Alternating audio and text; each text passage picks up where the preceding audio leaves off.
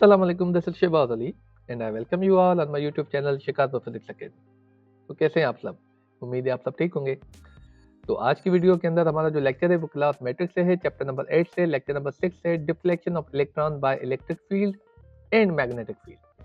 तो आज की वीडियो के अंदर हम पढ़ेंगे जो जब हम इलेक्ट्रॉन को एक इलेक्ट्रिक फील्ड या मैग्नेटिक फील्ड के थ्रू पास कराते हैं तो उसमें जो डिफ्लेक्शन आती है वो कैसे आती है और उस पर जो फोर्स लगता है वो हम किस तरह फाइंड आउट कर सकते हैं। तो सबसे पहले डिस्कस करते हैं ये जो इलेक्ट्रॉन है हम जब इलेक्ट्रिक फील्ड के थ्रू पास कराते हैं तो उसकी जो डिफ्लेक्शन होती है वो किस तरह होती है। तो यहाँ पे कहा जाता है when the electron beam is passing between two oppositely charge plates the electron beam is deflected towards the positive plates. तो इसका मतलब ये हुआ कि जब भी कोई इलेक्ट्रॉन बीम जो है एक इलेक्ट्रिक फील्ड के थ्रू पास होता है तो क्या होता है वो जो है इलेक्ट्रॉन पॉजिटिव की तरफ डिफ्लेक्ट होता है। इसका मतलब ये हुआ कि ये जो इलेक्ट्रॉन है ये जो है नेगेटिव चार्ज कैरी करता है, क्योंकि आपको पता है same charges repel each other, opposite charges attract each other. तो ये जो है अट्रैक्ट हो रहा है towards the positive charge, that is why we can say that it carries the negative charge. Further आपको जो है एक्सप्लेन करते हैं with the help of this picture जो कि आप स्क्रीन पे देख पा रहे हैं। यहाँ पे एक जो है ट्यूब है जिसके अंदर हम इलेक्ट्रिक फील्ड जो है वो जो है डेवलप की हुई है। यहाँ पे एक तरफ नेगेटिव चार्ज है, दूसरी तरफ पॉजिटिव चार्ज है। अब इलेक्ट्रिक फील्ड के रिगार्डिंग जब ये इलेक्ट्रॉन विद 90 डिग्री पे मूव करता है तो आप देखते हैं ये जो है it is deflecting towards the positive charge. तो हम कह सकते हैं it carries the negative charge. ठीक है, तो इस ये जो है फोर्स जो है डेवलप हो रही है यहाँ पे with the help of this electric field. अब जो फोर्स जो है इलेक्ट्रोस्टैटिक फोर्स यहाँ पे डेवलप हो रही है वो हम किस तरह मालूम कर सकते हैं, वो हम इस फार्मूला से मालूम कर सकते हैं, F is equal to Q into E। तो F जो है वो इलेक्ट्रोस्टैटिक फोर्स है, Q is the magnitude of charge and E is the electric field. मतलब वहाँ पे जो हमने इलेक्ट्रिक फील्ड जो है वो है डेवलप की हुई है और उसको जब हम मैग्नीट्यूड ऑफ चार्ज से जो है मल्टीप्लाई करेंगे तो हमें जो है फोर्स मिल जाएगा वहाँ पे।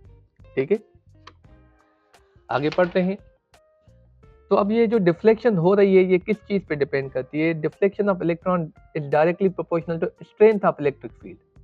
मतलब जितनी इलेक्ट्रिक फील्ड स्ट्रेंथ होगी, मतलब उसकी जो है ताकत या स्ट्रेंथ आप कह लें ज्यादा होगी, उतनी डिफ्लेक्शन भी ज्यादा होगी। ठीक है, अब हम पढ़ते हैं कि जब वही इलेक्ट्रॉन बीम हम मैग्नेटिक फील्ड के थ्रू पास कराते हैं तो उस पर जो है क्या असरात होते हैं, मतलब वो डिफ्लेक्शन कैसे करता है। Now apply magnetic field at right angle to the beam of electron by using horseshoe magnet. Electron beam is deflected from the original direction.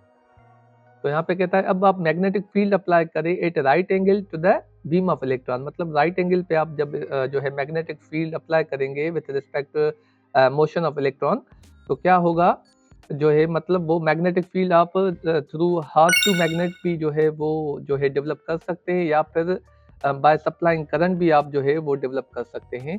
जब वो इलेक्ट्रॉन जो है इलेक्ट्रॉन बीम जो है इस मैग्नेटिक फील्ड से पास होगा तो क्या होगा, वो अपनी ओरिजिनल डायरेक्शन से डिफ्लेक्ट कर जाएगा, जिससे ये साबित होता है कि मैग्नेटिक फील्ड भी जो है इलेक्ट्रॉन बीम के ऊपर असर डालती है। ठीक है, तो अगर आप वो मैग्नेटिक फील्ड मतलब जो है हॉर्सशू के जो पोल्स होते हैं वो रिवर्स कर देंगे तो क्या होगा, उसकी डायरेक्शन भी रिवर्स हो जाएगी। मतलब नॉर्थ पोल की जगह पे अब आप साउथ पोल रख देंगे और साउथ पोल की जगह पे आप जब नॉर्थ पोल रख देंगे तो उस इलेक्ट्रॉन बीम की जो डायरेक्शन होगी वो भी रिवर्स हो जाएगी। ठीक है, so this is the effect of electric field and magnetic field on an electron beam. ठीक है, तो उम्मीद है आपको ये जो है बहुत ही सिंपल टॉपिक था, आपको बहुत ही अच्छे तरीके से समझ में आया होगा। फिर भी कोई क्वेश्चन या क्वेरी रह गई तो आप कमेंट सेक्शन में पूछ सकते हैं। इंशाल्लाह will meet you in the next lecture. Thank you very much.